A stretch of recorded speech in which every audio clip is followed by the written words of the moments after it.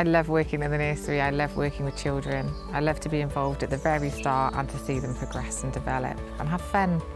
Childcare is predominantly a female sector and it's normally not flexible working because of the ratios involved with the children. I work with a fantastic team of people. They're so supportive. We've got people here that have got long-term illnesses, registered disabled, and because we all work so well together and support each other, we can give them the flexible working and the work-life balance and remote working as well if they need it. For them to provide a good quality of care, we've got to care for our staff. So if they're feeling a bit tired and they need a day off, or if they've got something going on with their family, you know, we support that. It's just essential to the job we do in order to take care of everybody. Happy staff, happy children, in a nutshell. They come in with a smile on their face and you know, they know that we really care about them as much as we care about the children we look after. I set up Golden Manor to give every child the best opportunity in life.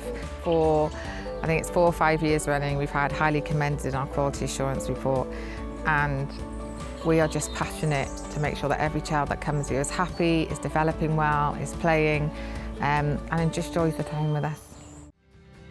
The role of women and how visible women are within the institution is really important. Not only for our staff, but also you think for our student population who you know, we want to be role models to. We have the first female Vice-Chancellor in Wales, so we've got very visible leadership in terms of gender equality. We looked at how women's voices are heard, what barriers the university accidentally puts in place to inhibit progression, and also what support systems we have in the university. And it's, I think, as a result of really clearly listening to women who live and breathe life in the university every day, that we've managed to come up with initiatives that have been really impactful. We've established a Women in Academia network, and that really was just recognising the power of bringing women together and how they could actually help each other just by talking. We have a group of 30 people across the institution who are committed to equality, inclusivity more broadly. So we've got that visible leadership at the top, but we've also got grassroots support right across all of those campuses, which we think is really important. We think our men are hugely important. We've hugely lucky in having real allies for us, because I think there's a danger in terms of gender equality of thinking that women need to be fixed or women need to be changed or the system is broken. But actually what we really need to do is work with men so that they can see where we've got problems and get them on side as allies. And we're lucky to have very senior allies at our institution. Small things for an individual can make a massive difference. And I think this is an acknowledgement for everybody who works hard to make inclusivity and equality as best as it can be at the university. Enillydd are a training and recruitment company based in North Wales. We try and support training, recruitment and reskilling at all levels.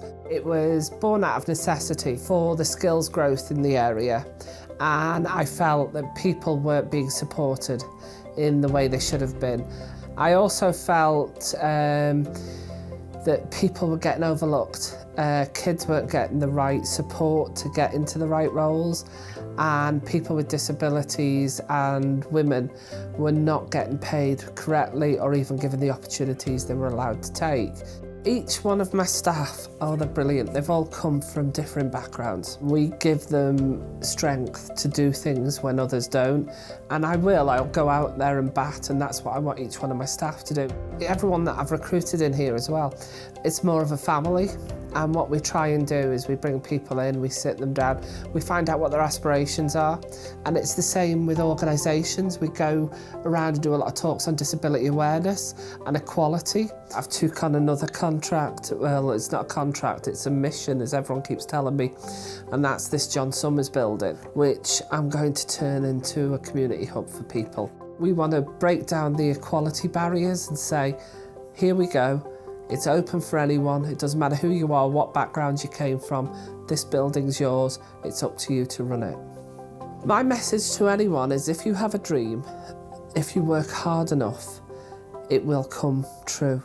ZIMMER BIOMET, we're a medical device organisation. We make a variety of implants for the body for surgical purposes. Brian Hanson joined us January last year as our new Chief Exec, and he's really brought a new dimension to the culture here at ZIMMER BIOMET. He's really supportive of women and diversity within the workplace. And from a role model perspective, we've now got lots of female leaders across the business that we can look up to and aspire to progress our career within ZIMMER BIOMET. Here in Bridgend, we've set up a women's network group.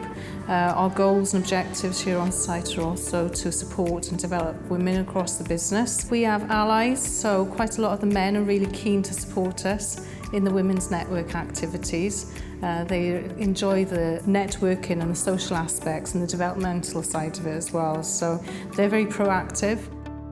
We're very proud of our achievements here at ZIMMER BIOMET. To have that female voice within the organisation helps us to grow our strategy, grow our business and grow our talent development programme here within Bridgend and across the organisation. The diversity helps us make decisions better and improves the output and the revenue for the organisation.